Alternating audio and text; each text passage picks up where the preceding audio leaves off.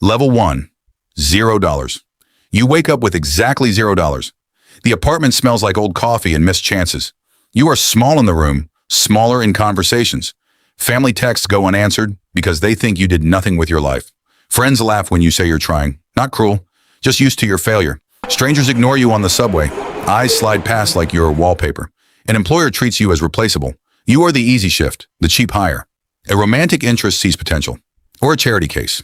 It's hard to tell. You ask for a little help. You get a lecture instead. You learn to listen more than you talk. You believe one call can change everything. It doesn't. Not yet. But then someone hands you a business card. They say, keep in touch. You tuck it away. You do not sleep. You think, what if this is the first domino? You still don't know who will stick around. You still haven't seen what money will reveal. Level 2, small savings. You find $200 in an old coat. It feels like a small rebellion against the world. Now people notice you making small moves. A coworker compliments your new haircut. It's not about the hair. Your sister stops asking for change. She starts asking for plans. Neighbors nod instead of pretending not to know you. The barista remembers your name. It matters more than you expect. Some friends suddenly become cheerleaders. The cheers are cheap, but they sound real. Someone you barely knew offers advice. They call it mentorship. You accept. You act like this is progress. Then your landlord calls about a late rent. Tone changes. You are still vulnerable. You feel hope. People treat you like you're on the way up. You're learning the currency of attention.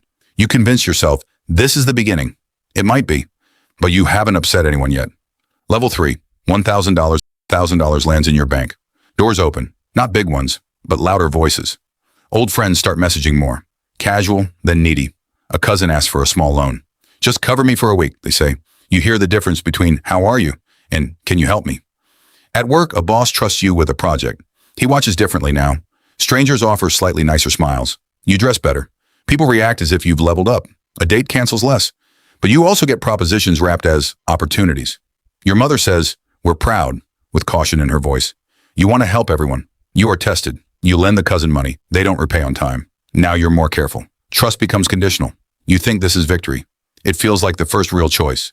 But everything you give from here costs more than before. Level 4, $10,000. $10,000 changes the tone of conversations. You start being invited to dinners you never made the cut for. People you barely knew want introductions. They call you a connector. A friend assumes you can front them for an emergency. They're casual. You are not. Your family asks questions about investments and stability. Interest sharpens into expectation. Coworkers act surprised by your competence, as if money made you smarter. A neighbor asks if they can pick your brain. They mean favors. Romantic partners test the water with comparisons. If you had more, would you? A stranger at a party treats you like you belong. You feel seen. You also feel targeted. Someone mentions your name to a successful person. Doors open wider. You start to notice who speaks only when there's advantage. You think this is the sweet spot. It is intoxicating. But the next call will filter the room again. Level 5, $50,000. $50,000 is a different time zone. People treat you like an investment. Family wants more than support. They want shares of your attention. Friends ask for loans as if you're a bank. Jokes stop being jokes. A romantic partner frames fights around priorities. Are you choosing me or your hustle? Bosses evaluate you differently. Are you a threat or an asset? Neighbors ask for favors that require time, not money. You have less of both. A friend betrays you over a deal. It is quiet and surgical. You realize that money sharpens people. It reveals edges you didn't know existed. You think trust was difficult before? It gets harder. Level 6, $100,000. A six-figure balance draws a new crowd. People speak to you with respect you didn't earn. Co-workers flatter in public. Their texts are businesslike. A partner asks for a prenup in a gentle, measured way. Love meets legal terms. People forgive your mistakes if they think you can make them profitable. Strangers treat you with aspirational curiosity. You're a story now. You get invitations to private dinners. You're being considered, but you also get whispers. People wonder if you're a flash in the pan. You feel pressure to prove permanence. You think you've earned safety. You haven't. You've entered a new test. Level 7, $500,000, $500,000 changes faces. You are no longer only a person. You are influence. Family expects lifestyle shifts, and they expect you to fund them. Friends measure gatherings by your ability to host. Romantic partners negotiate status and privacy. Acquaintances show up to events with agendas. Employees look to you for vision and for raises. Successful people call you casually. Some offer mentorship. Others probe. People begin to perform loyalty. You catch someone smiling at your reflection in a window. It chills you.